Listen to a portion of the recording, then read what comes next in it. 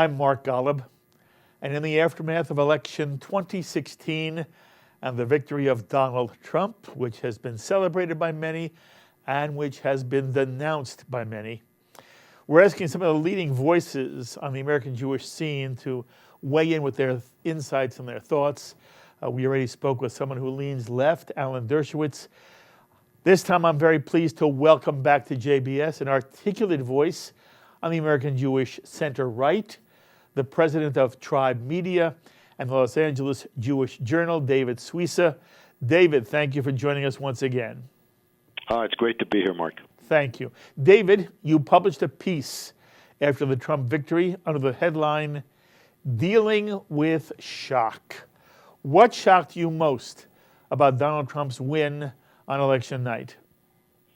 I think very few people I know anticipated it. Absolutely. And I consider it one of the really most shocking political stories of my adult lifetime. Yes. And I decided that before I rushed into fancy analysis and commentary, that maybe we needed to take a little time out to absorb that it's the shocking nature of this event, regardless of whether you're left or right or whatever your ideologies are. I think it was important to establish the fact that this is really a shocking event. And I included different reactions in my piece, including one from a rabbi who spoke about, having a listening heart. And I included some difficult reactions as well of how people were handling the shock.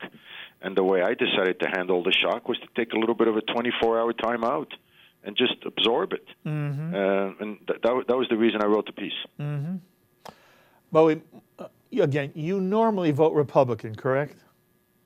Well, I'm considered center-right, although, I could be quite liberal on certain social issues. Absolutely. But generally, my favorite political statement of all time came from a Democrat, John F. Kennedy. Ask not what your country can do for you, and ask what you can do for your country. Yes. That's sort of what guides me. It guides the way I raise my kids. It guides my, the things that I write about. I really believe in personal responsibility, that there is a space between the individual and the government, and that space is called community, and so much of our welfare can be created in that space. I really wanted to ask you what it was. You and I spoke during the election period, and you said you could not vote for Donald Trump. And I was wondering now, as the election is over and you look back on it, why did so many people, including many American Jews, why did they vote for Donald Trump? Well, I think, it's one of those things. There's never just one reason. I mean, if I can just give just two or three to pop to mind, I think there was a real sense of frustration and anger with the general political establishment, and Trump was a way of punishing an establishment that has abandoned so many people. Yes. Because on the one hand, President Obama might be popular, but his policies have not been popular. And Clinton ran on a continuation of Obama, but he didn't have his charm, his charisma, and his likability. So the policies became naked, and they were rejected by many Americans. So I think one of them was just an utter rejection of the political establishment. And then the second thing is Hillary was a very, very flawed candidate because she came with so much baggage.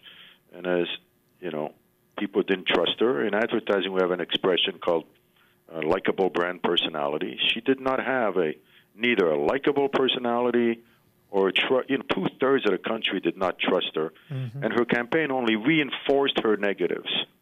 And when those things happened, when we would hear things about the WikiLeaks and the email scandal and the way she would react to it, and it was so clear that she wasn't being honest, it just reinforced her negatives.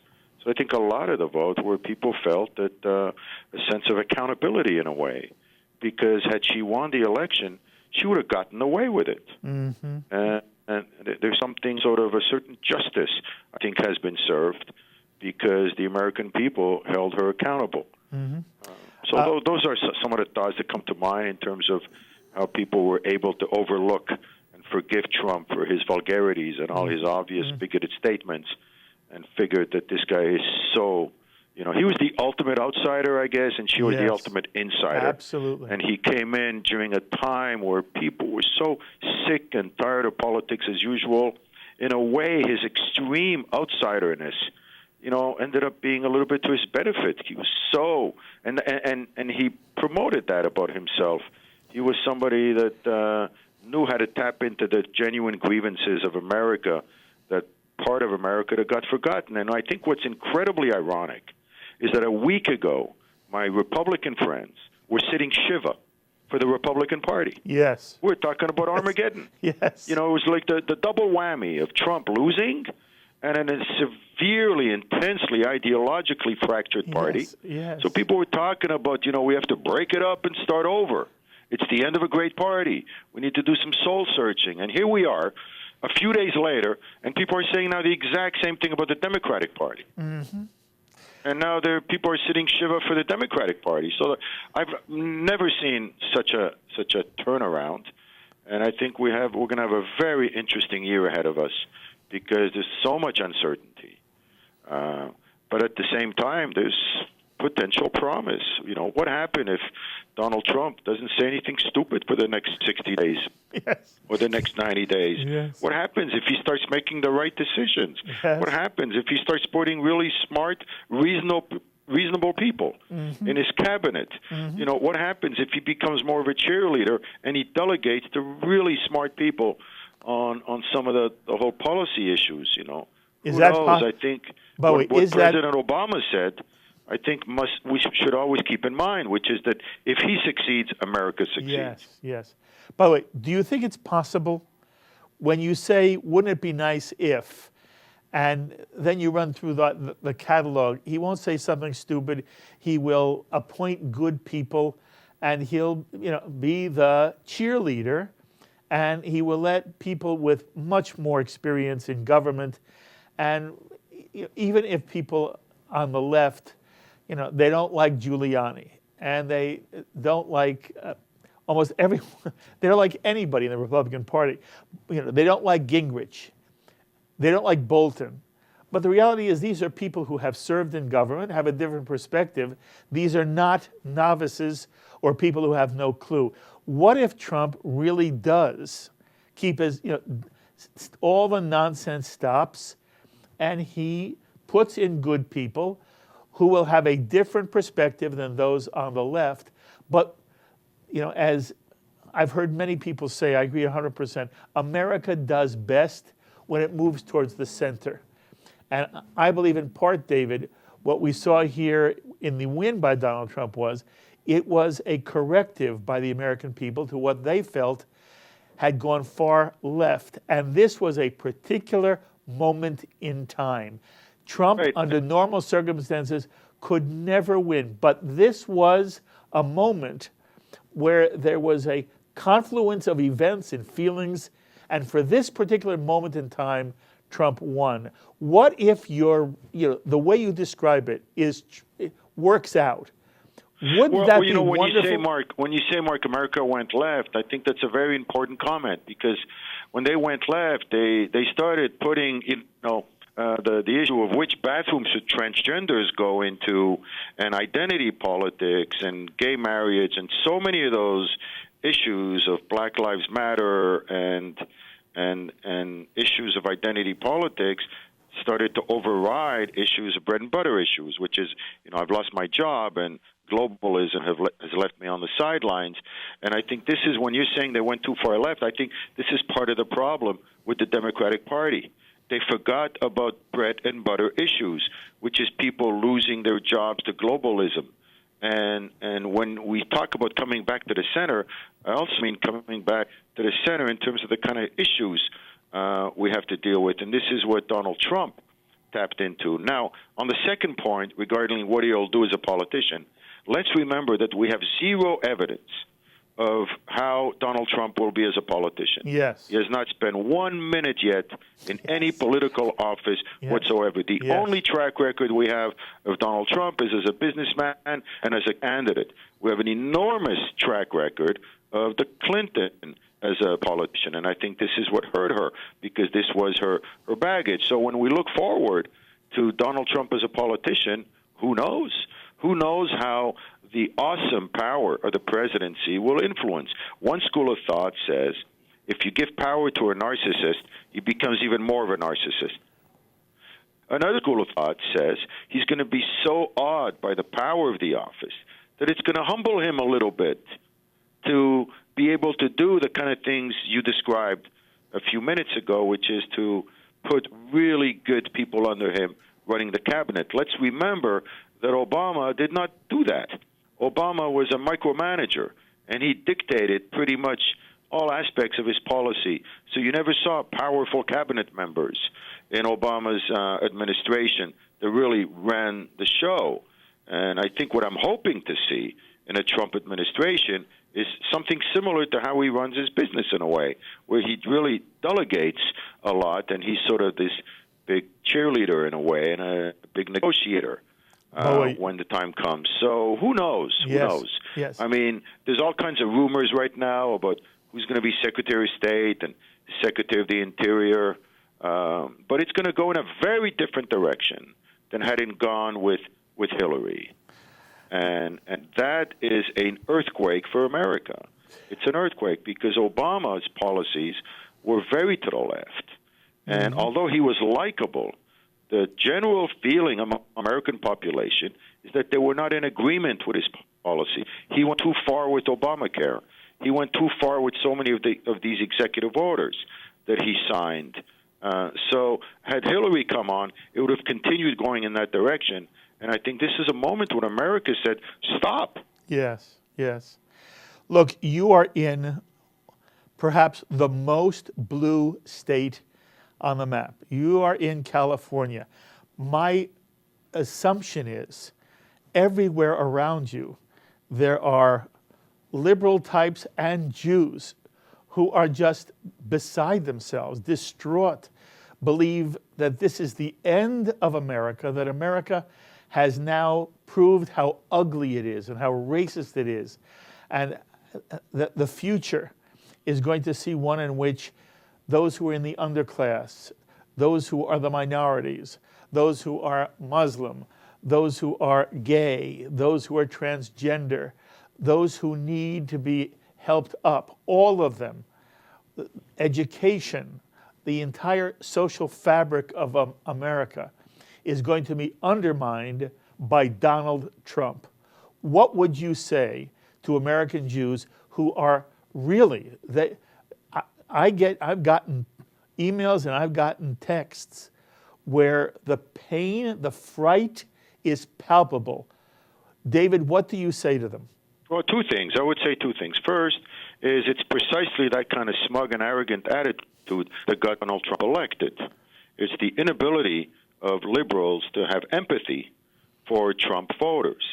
There were millions of Obama voters who are not racist who voted for Trump in this election. So this simple and facile pretext of saying, well, they're all racist, that just reinforces the arrogance and the smugness that put the Democratic Party in the shape that it is today. So my advice to them is to sort of open up your mind and have some empathy and try to understand, and instead of just painting all Trump voters with the same brush of being racist and bigot so you could move on with your life. I think it's a lot more complicated than that. There are a lot of voters of Donald Trump, a lot of Trump voters who are not racist, who are not bigots, and who are really in genuine pain. The second point I make to the Jewish community is it's one thing to feel very, very strongly about a political issue. It's another thing to break up relationships and friendships. Mm-hmm. And this is one of the things I've seen is Jews have this ability to cross this horrible red line, which is if you voted for Trump, then you don't belong at my Shabbat table. If you voted for Hillary, you don't belong at my Shabbat table anymore. And I've seen this remarkable, disappointing feature in Jews where they so quickly translate political ideology into animosity. And I have friends of mine who voted for Trump, I have friends of mine who voted for Hillary, and they're all welcome at my Shabbat table because we have this tendency to internalize our ideologies and say things like, you have no right to vote for Trump, you have no right to vote for Hillary, how dare you, how could you? It's an utter absence of empathy or understanding whatsoever. That's the most disappointing thing in the Jewish community. We don't know how to disagree with civility. By the way, you say it so well, and you've touched on an issue that also troubles me enormously. And, there are people who, they're shocked that there could be any American or any Jew who could vote for Trump. And I kept saying to people, you don't understand. I meet them all the time. They're good people. They're lovely people. They're people who care about others and who care about the poor and who do not want to see a fascist state. They're not racist. They're not bigots. They simply believe the country has gone in the wrong direction for very good reasons, or they were very unhappy with the kind of politician Hillary Clinton was thought to be, understood to be, and they were going to vote for Trump, not because they were evil or mean or demonic. It's because they believed that actually Trump would be better for America despite all of his shortcomings. Right. And you and I know that both candidates had enormous unfavorable numbers. Many people didn't vote for either one. They voted against the other. But there were many people who also thought Trump was legitimate. And what really pains me is exactly what you said. I hadn't thought of putting it in terms of your image, the Shabbat table. But you're absolutely right. People are defined out of the community. We always talk about Jewish values, Jewish values of compassion and generosity and integrity and honesty and so forth, right? But we rarely talk about the Jewish value of curiosity. And I find such an utter absence of curiosity in Jewish communities. So if you're a Hillary voter and you meet a Trump voter, the thought never occurs to a Jew to say, I wonder why he's voting for Trump. I'm curious about what it is that he's seeing that I'm not seeing. And I think this is one of the most underrated character traits that we rarely talk about, is we have lost our curiosity for each other, whether it's the curiosity of a Sephardic Jew for Hasidic Judaism, or it's the curiosity of an Ashkenazi Jew for a Sephardic Jew, and so forth. We're missing this, and I think it contributes to our division, to our animosity, because we immediately rush to judgment and the language you just used, which is, I can't believe that you would vote for. You know what that tells me? It tells me that you're turning your brain off. The minute you know somebody's voting for Trump, you're completely turning your brain off, and you're judging, and you say, get out. You're like, you shock me. I don't have a second to devote to you. And by the way, I've seen it from both sides. Mm-hmm. I've seen the same reaction from people who are reacting to a Hillary voter. I can't believe you're voting for Hillary and you're out. So we have these 2-second sort of moments of judgment. We turn our brains off, and that's how the Second Temple was destroyed. That's right. By this kind of mutual animosity that overlooks simple notions like curiosity, not to mention empathy. Okay. Look, one of the things you care about most is the state of Israel and the U.S.-Israeli relationship. And there are many American Jews who care about Israel, who, even if they really respected Barack Obama in certain areas, saw him to be perhaps the finest orator we've ever had, liked much of what he did on the domestic scene. They also were very troubled with the relationship he developed with the State of Israel for the Iran nuclear deal. What do you expect of Donald Trump in terms of his administration's relationship to Israel? Well, Mark, one of the things I've always sort of craved as a super pro-Israel supporter from the President of the United States and the leader of the free world is a public statement to the whole world. It says, don't mess with Israel. They're our best friend. They're a democracy. We have a deep, deep relationship with Israel. Do not mess with Israel. And I never heard that from Obama, and I miss that. If I hear it from Trump, I'll be a happy camper, because I think the world needs to know that publicly they need to hear the president say, "Don't mess with Israel." We are deep, deep allies. It doesn't mean there's not going to be conflict, and disagreements between policies and so forth.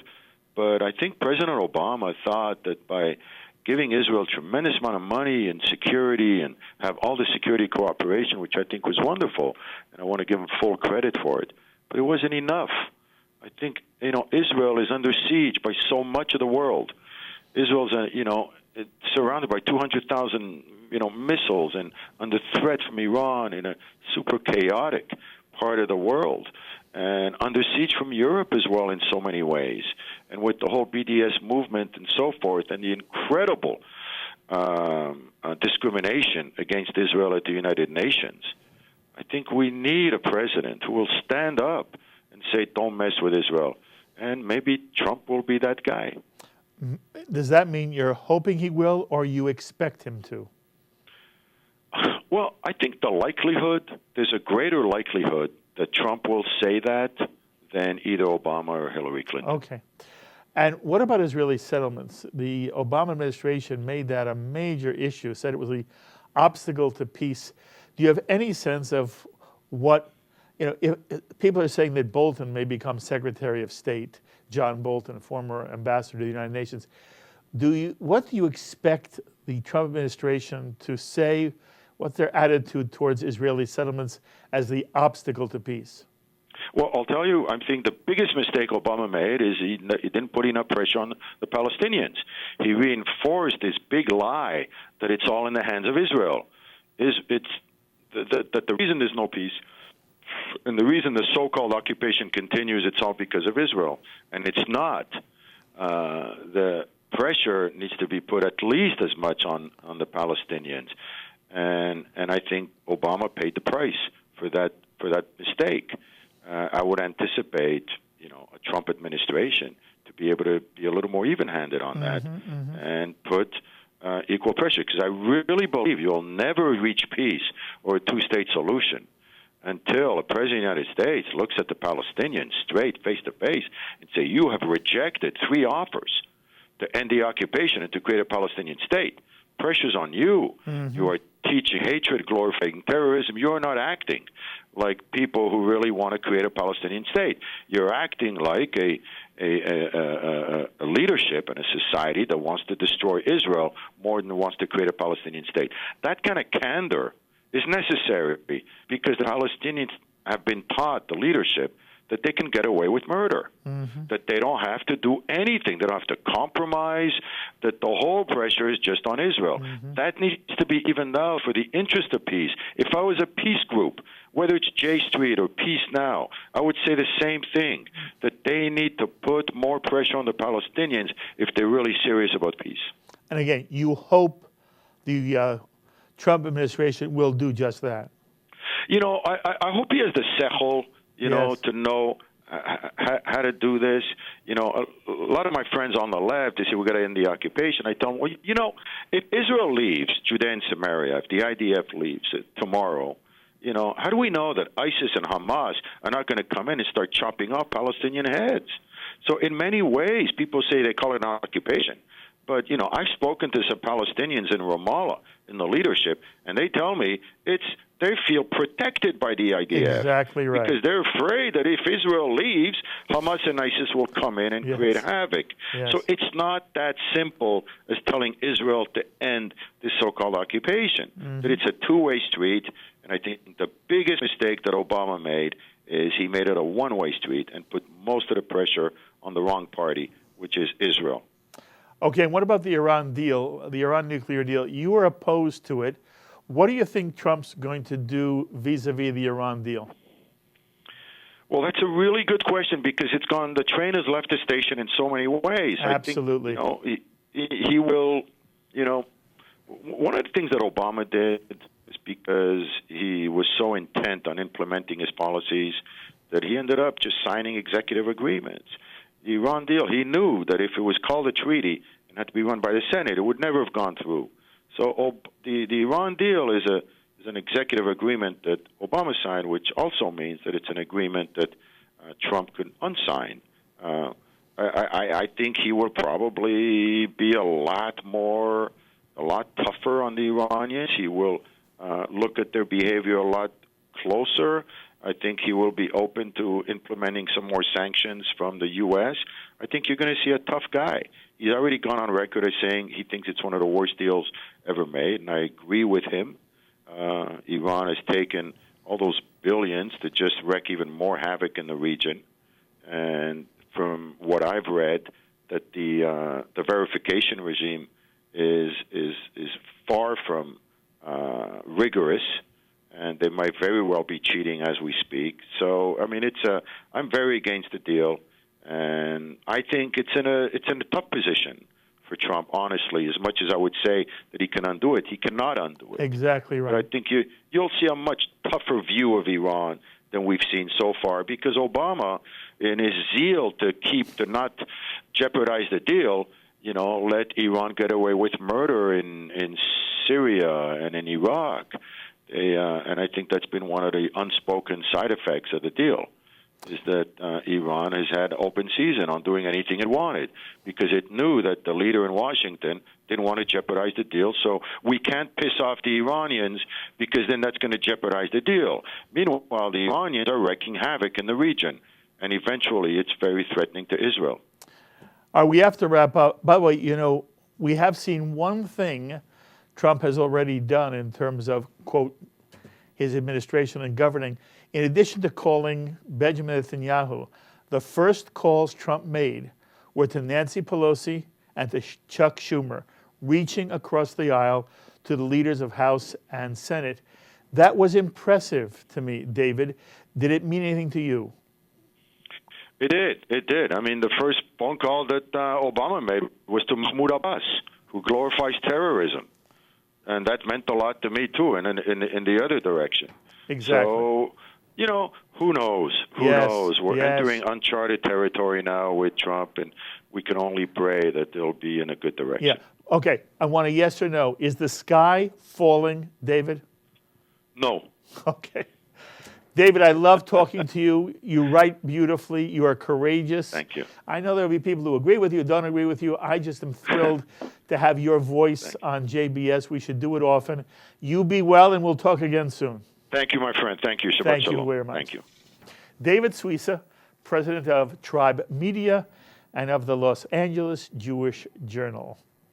My thanks, as always, to our director, Sloan Copeland, production coordinator, Serge Goldberg, editors, Dennis Golan and John McDevitt, to JBS's associate director, Dara Golub, and to the producer of Election 2016, Carol Lilienthal. Until the next time, I'm Mark Golub. Be well, my friends.